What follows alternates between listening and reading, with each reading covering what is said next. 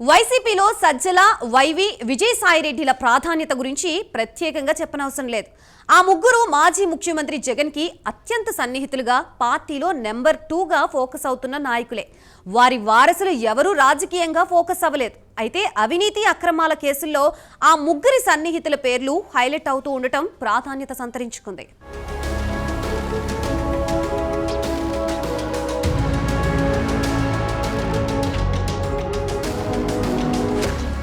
కూటమి ప్రభుత్వం ఏర్పాటు తర్వాత వైసీపీ హయాంలోని అక్రమాలు, అవినీతిపై ప్రత్యేక ఫోకస్ పెడుతోంది.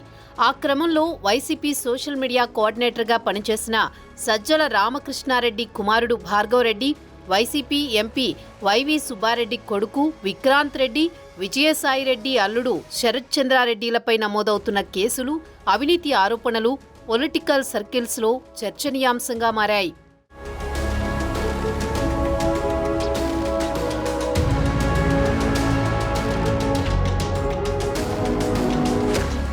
ఆ ముగ్గురి వారసులు ఎప్పుడూ రాజకీయంగా ఫోకస్ అవ్వలేదు.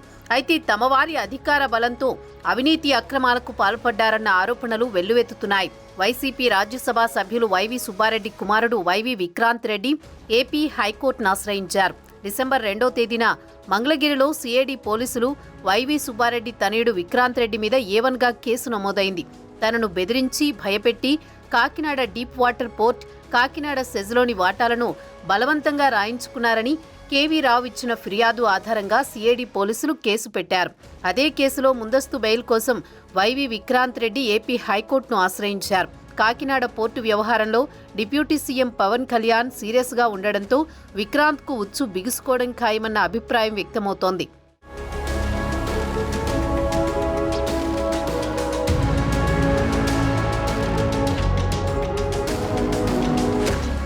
గత వైసీపీ ప్రభుత్వంలో కీలకంగా వ్యవహరించిన పార్టీ ప్రధాన కార్యదర్శి సజ్జల రామకృష్ణారెడ్డితో పాటు ఆయన కుమారుడికి ప్రస్తుతం కూటమి ప్రభుత్వం రోజుకో షాక్ ఇస్తోంది. ఇప్పటికే సజ్జల రామకృష్ణను టీడీపీ ఆఫీసుపై దాడి కేసులో టార్గెట్ చేస్తున్న ప్రభుత్వం ఆయన కుమారుడు సజ్జల భార్గవ్ రెడ్డిని సోషల్ మీడియా పోస్టుల విషయంలో టార్గెట్ చేస్తోంది.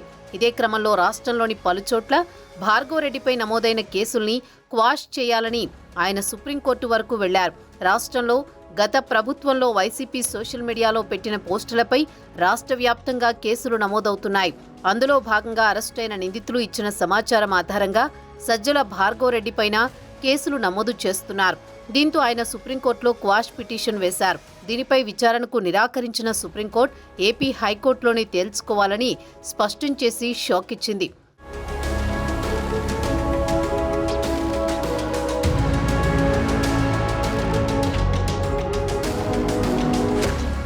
ఇక విజయసాయిరెడ్డి అల్లుడి సొంత సోదరుడు శరత్ చంద్రారెడ్డి కూడా కేసుల ఉచ్చు బిగుసుకుంటోంది. అరబిందో శరత్ చంద్రారెడ్డి ఇప్పటికే ఢిల్లీ లిక్కర్ స్కామ్లో నిందితుడిగా ఉన్నారు.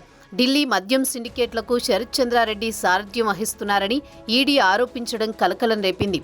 ఇప్పుడు కాకినాడ పోర్టు సెజ్ అవినీతిలో కూడా శరత్ చంద్రారెడ్డి హైలైట్ అవుతున్నారు.